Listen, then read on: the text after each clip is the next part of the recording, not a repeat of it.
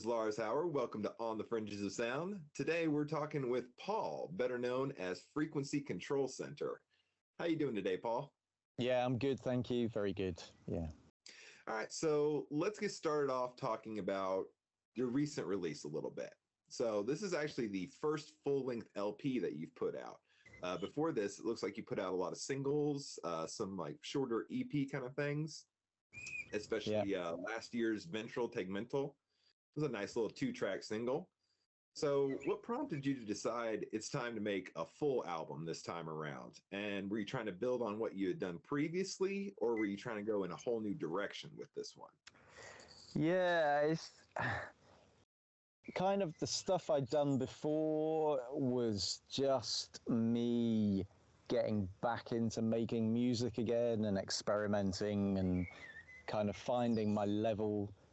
And this was a bit more of that. It kind of wasn't really meant to happen as an album. It originally I'd planned it as an EP, but the guys at Audionautic, you know, because of the time it takes to release these days, by the time I'd created an EP, and they'd kind of said, yeah, let's do it. And then the time scales changed. And then I was creating more new tracks and thinking, man, these new tracks would be great to go with the other tracks on the EP. And then it kind of evolved a little bit. And the guys at Audionautic said, look, you know, you've kind of got more tracks than an EP, so maybe we can just evolve this into an album, and it just kind of happened. Really, it wasn't it wasn't a planned idea or a planned album. It just kind of evolved and was a collection of tracks that got thrown together, and hopefully in the end they kind of worked. So when you originally started making the album and it was supposed to be an EP, how many tracks were you looking at originally? I mean, originally it was only going to be 4 tracks.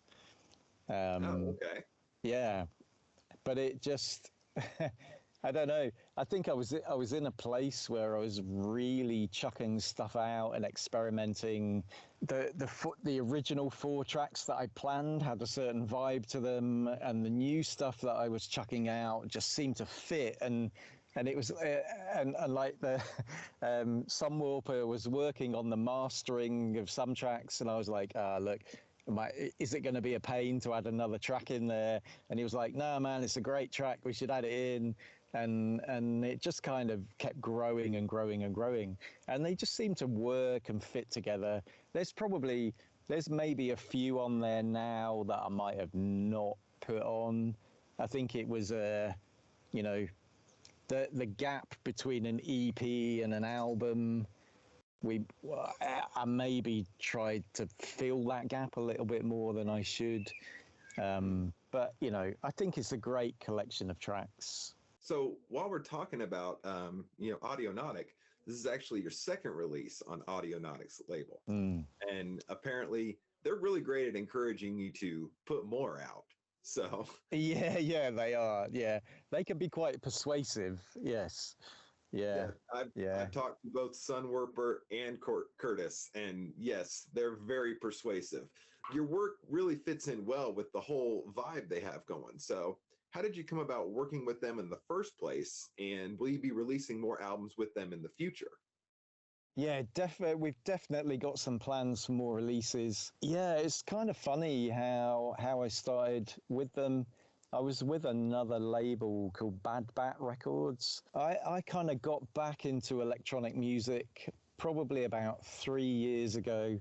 I've kind of always been involved with music. So I grew up from the age of 16. I was playing guitar, and I lived in Oxford, and I was part of the whole Oxford scene with Radiohead and Supergrass and all of those bands coming through. I did a film soundtrack for a horror film that took us to Cannes Film Festival.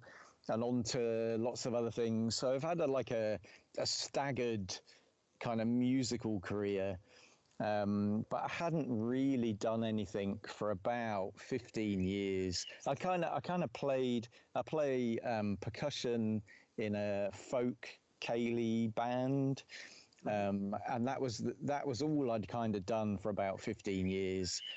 And I started getting back into making electronic music, and it was like I hadn't really done anything for a long time, and so I was relearning. Doors had changed. 15, 20 years ago, I was using a thing called Deck on the Mac, and Cubase. So Cubase and Deck were the only things available on the Mac. And so, that landscape had changed so much. And I was relearning everything from scratch, experimenting, getting back into the sounds and the style of it all. And I was just uploading stuff to SoundCloud and mucking about. It was just me mucking about.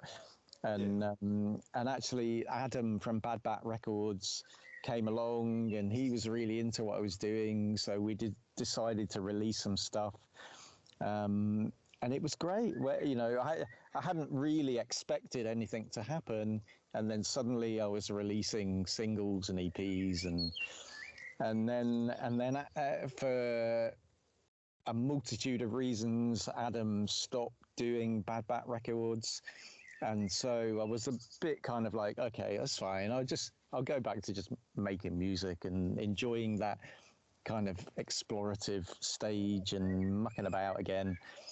And the guys at Audionautic had played some of my songs on their YouTube channel and on their playlists through Bad Bat Records. And I kept sending new stuff over to them, and they were just like, yeah, this is great. We'll play it, and we'll stick it on the playlist and do whatever with it. And I got to a point, and I thought, I'm making music, and I'm not sure what to do with it anymore. So I just asked those guys if they knew anybody that might want to release it, or and they got straight back to me and said, yeah, we'll do it. It's great. We love it. And they've been brilliant ever since. They're a real force in the music community with their YouTube show, and the whole community that's grown around that is just brilliant. It's been amazing. So you were talking about some of the other things that you've done over the years. You talked about like a film score. You used to do a lot of like bands like in the Radiohead kind of era. Now, with those, was that like you were still doing electronic music, or were you kind of in the same like sound as like Radiohead and all those associated bands? Yeah, so back in the day, it was all, I used to play guitar and bass. Mm-hmm. So in those bands, it was proper, indie guitar bands. I played in a band. I played bass in a band, and we did live hip hop and drum and bass. And we were called Frogmen in Pursuit. And yeah, we had quite a following in the Oxford kind of scene. But it was a crazy time. You could be in a band, play gigs anywhere in Oxford, and it would just be brilliant back then. And actually, I played in a band. I filled in for one night playing keyboards, and we were supported by a band called On a Friday, and they were basically Radiohead before they became Radiohead. Oh, like all the same members and everything? Yeah. So they in Oxford around that time, they were called On a Friday, and they were great. And then they disappeared, and then about 6 months later, they came back as Radiohead with full,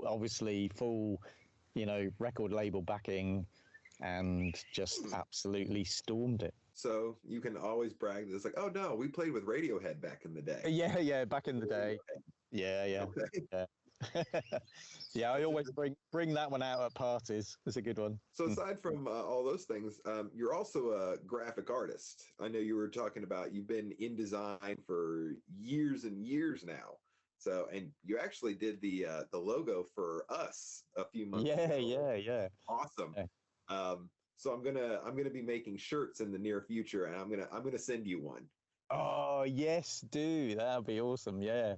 So do you feel like your graphic art talents, do they integrate well into your new musical pursuits? And do you find yourself ever doing like your own album artwork or anything like that? I definitely do all my own artwork. You know, I can't, it'd be really wrong of me to let somebody else do it because I think part of the music is very visual, but not in a visual way for other people, but in from my point of view, a lot of the inspiration for the music comes from visual aspects, so film, artwork, all that kind of thing, and so that comes full circle through the music and background into the album artwork and that kind of thing, and also the video stuff.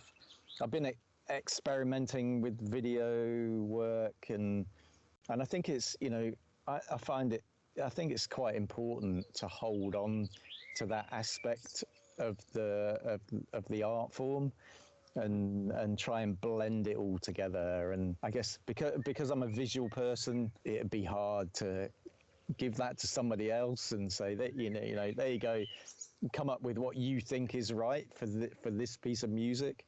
Whereas I've lived it and gone through the motions. I mean, the new EP that I'm working on is called Somewhere Boy, and I've had the artwork was almost in place before the music, and it kind of dictated where I went with the music. It's gone through a few iterations and a few different designs, but the actual essence of it is how I imagined it to begin with. Now, on another note, back to your music. I've been watching you on Instagram and TikTok as well. So I've seen some of your creation process, and it looks like you're integrating a lot of different gear into there. So what are some of your favorite pieces? And it looks like you're mainly software. You're doing most of it in software, correct? Yeah, most of it. I mean, I'd love to spend huge amount of money on hardware since there's so much great stuff around at the moment. We all. Yeah. But it's you could spend a small fortune, but actually the VSTs that are around are amazing. And the one that really has grabbed me at the moment is the Micro Korg. I muck about with loads of VSTs. There's so many free ones around. The guys on the show are always talking about different ones, and I always try them out and go, yeah, it's okay. It makes good noises, and but for me, the Micro Korg, there's something about it that just sits on my level perfectly. I think it's maybe the layout of the LFOs and the oscillators and the how it's just kind of laid out on screen just makes it really, really easy to make the sounds that I really enjoy. And a lot of synths and a lot of VSTs, you have to delve quite deep to get that kind of gnarly. I mean, I do like Boards of Canada, kind of lo-fi, gritty kind of sounds. And the Micro Korg, once you've got it kind of set up right, it's just brilliant for that kind of stuff.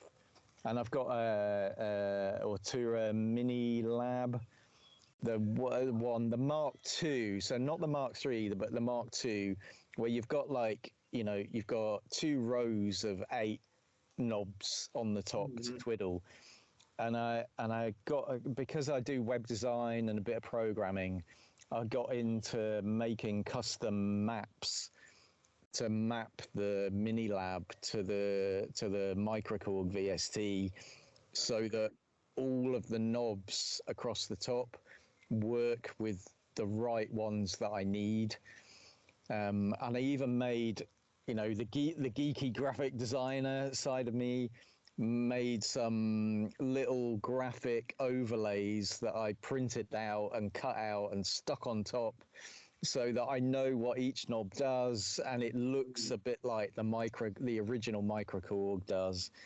And it's brilliant. It's just brilliant. I did a live drum and bass track at a friend's birthday a couple of weeks ago, and the microKORG, linked to the mini lab, was just immense, and it links really well with the reel-to-reel stuff, which I'm trying to do more and more of. Speaking of which, how does your reel-to-reel fit into all of this? Because I know I've watched your TikToks and I see it it looks like it's running into your computer.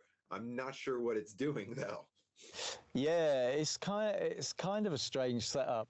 So I like having a kind of sampled loop, and the loop can be something I've played or a sample that I've got from somewhere else. Mm-hmm. And I just record it onto the reel-to-reel and loop it on there. And it can be like a continuous loop, or a loop where I've actually cut and edited the tape to make a proper loop on the reel-to-reel. And it just it's like it gives you a box to work within. So once you set the reel-to-reel going, like that's your timing, and you can play around with the timing by making it slower or faster, or even just putting your finger on the reel-to-reel and making it wobble, and it's got a real great tactile feel to it. And then the real fun is getting electronic stuff, digital stuff, to go along with that pure analog kind of reel-to-reel. And it's not easy. It's really not easy. Yeah, it doesn't sound like it. No. But it's, I quite like the challenge, and I like the way it sounds. It's got such a warmth to it. And I know people that don't even use reel-to-reels for the tape element. They just run stuff through it because it's got that analog warmth and feel to it. It's something I'm trying to use more and more, because I'm working more and more on trying to do organic live stuff. So literally setting the reel-to-reel up, and just setting it going. I've got that kind of main loop in the background, and then everything else is running through and over the top, and I want to be able to do that in a live environment. So it's kind of what leaning more towards now. A lot of it was, it's all been studio based, which is a bit easier to manipulate, and you can do it digitally. Like I can record onto the reel-to-reel and then record it back into the DAW, and it's really easy to loop like that. But I want to be able to set that reel-to-reel going live, because I think it's a really interesting way of using analog and digital together. While I'm thinking about it, your most recent album is called Analogs of Traces. So was the reel-to-reel used on that, and is that kind of what influenced the title of that album?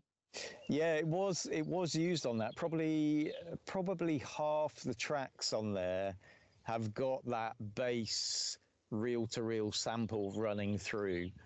But actually, it's a little bit of a play on words. So Analogs of Traces is actually a mathematical phrase. And lots of the other kind of titles of tracks on the album are based on mathematical phrases. I'm guessing that goes back to kind of like your days back in college, or. Yeah, well, yeah, and also there's the link between maths and music is quite a strong one, and you know, people like Boards of Canada and Aphex, you know, they've all mucked about with the link between maths and music, but it kind of just fitted with the tracks that I was working on at the time. It kind of worked, and I think there's the difficulty with making electronic music is, you know, if you're in an indie band and you've got someone working on lyrics, then song titles and album titles come really easily. When you're working on electronic music, the name of a track, I find it is never something that comes first. You know, the music and the vibe always comes first, and then you're trying to fit a name to it. Especially with what I did with that album, because it was kind of a collection of kind of different tracks and separate tracks. I think with the new stuff, with the new EPs that I'm thinking about, the name of the EP and the tracks and the idea is definitely becoming before the music and inspiring the music. So it's quite nice to be working in a different way. Analogs of Traces came out a couple of months ago now, and it's a great listen. Now, what's coming up next? I know earlier you were talking about you have an EP that you're working on right now. Could you give us any more information about that? Well, I've got a couple of things on the go. So the next thing is an EP called Somewhere Boy. And I'm three tracks through, so I'm working on the final track. And it's something a little bit different for me, whereas everything I've done before has been beat-led. Whereas this album, there's no real beats on it until the final track. So it's a proper journey, and and the whole thing's it's to do with me looking back at when I was young and seeing my teenage boy go through the same things, and so it's very nostalgic, and very hopeful. You know, it's got. I wanted it to have that kind of essence of that feeling of hope and going somewhere and a journey, and then, you know, kind of off into the world. So it's definitely a different thing from me. Whereas before I was just throwing tracks together, experimenting, knocking stuff out. You know, some of it a bit too Boards of Canada-y and, you know, down that vibe. Whereas this is very different. This is a lot more thoughtful. It's taken a lot more time. It's put me in a realm where I'm out of my comfort zone. You know, taking beats out has made me think about things in a completely different way. So I think it's an interesting direction to go into, and it kind of leads me on to the next phase of things where I don't really want to go down the album route again. I want to put out a couple of EPs because I want to try different things. I think the whole concept of Frequency Control Center was that it felt like a place rather than a person. I wanted it to feel like a building, and within that building, each room that you went into was a different type of music, or, you know, maybe similar music but going down a different vibe. Okay. And so I feel like, you know, I've almost I've purged the bit of me that needed to experiment and, you know, get out all these kind of, you know, maybe these Boards of Canada sounds and all these things that have inspired me, which are brilliant, and, you know, they should inspire me and everybody else. But I feel like now I've done that, I need to move on to something different. And so I've got this little collection of EPs that are going to take me down different roads. So after Somewhere Boy, there's a thing I want to do called Music from Other Rooms, where it's like you're sat in one room and you can hear music coming from another room, but then what you hear is your music over the top of the music that's coming from another room. So it's a way of using samples, but making it really obvious that those samples are in the distance, subdued, and in another room, but then there's other things going over on top. The other thing that I'm quite excited about is in the Audionautic show a couple of weeks ago, we were joking about different genres of music, and I've got a little kind of side passion for 70s funk and soul. And so we were joking in the chat, and I've had this idea knocking around for a while, and I kind of coined the idea as boards of Funkadelica. Okay. So it's a bit random, but so like Bendu and Survey Channel in the chat were like, yeah, man, we've really got to hear this. So it's kind of like what I want to do is just the biggest, fattest drum breaks and bass lines. You know, really, really big bass lines and drum beats.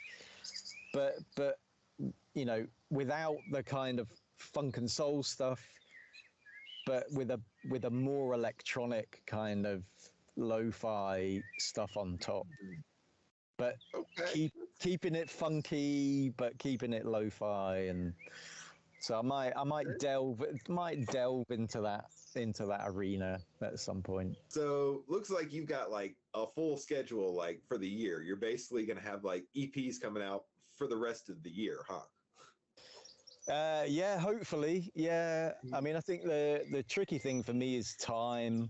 I guess it's the same for everyone. You know, you're grabbing snippets of time in between work and family and everything else.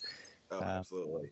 The next EP is nearly ready, so hopefully that'll be out this year, and then maybe the other stuff next year. You know, it always takes longer than you think to get these things out there. But right. Yeah. Hey, we still have 6 months, so. Yeah. Easy. Oh yeah, no problem. Yeah. You know, put all of my adult responsibilities to the side for a while. Yeah. Right? That's it. Yeah. Where can everybody find you online? I know you are on Instagram. You're also on Twitter, and that is so. Instagram is at Frequency Control Center. Yes. Okay. And Twitter is at, I think it's also Frequency Control Center, but it might be FCC. Twitter might be frequency_CC. I think for Twitter. Yeah. I mean, I've got a website, so from the website you can get to everything, and the website's frequencycontrol.center. Frequencycontrol.center. Yeah. Okay. Yeah. How'd you get that domain? Well, you know, the perks of being a web designer. Okay. All right. I'm going to have to talk to you about that later. Yeah. All righty. So we can find you on Twitter, Instagram, and TikTok, actually. Yeah. I've not been on TikTok for a while, but yeah, I am on TikTok. It's a very hit and miss platform. Yeah, I mean, I felt the pressure to do it when we released the album, but it's hard. I mean, you know, I can spend a whole evening setting up to record a video, and actually, really, what I want to do is just make new music. So it's a real toss up between promoting and actually creating, and yeah, it's hard. I just want to make music and have people listen to it. I don't want to just crap. What? No, that's it. Yeah. All righty. Well, Paul, thanks so much for sitting down with me. Real interesting to hear about like your process, how you, it's interesting to learn that you do all of your own artwork, but it makes perfect sense as well. And I'm super glad to hear that you got more stuff coming out with Audionautic. Those guys they're on fire right now. Yeah, they are amazing. I mean, yeah, I mean, huge thumbs up to them and everything they do is amazing. Right, Yeah. right. All right. Well, appreciate you sitting down with me, Paul. And hopefully we get to do this again in the future. Yeah, definitely, definitely. And we should talk about funk as well. Oh my God, so much funk. Yeah, yeah. All right. Well, thanks, Paul. And we'll talk to you again later. Brilliant. Thanks, Lars.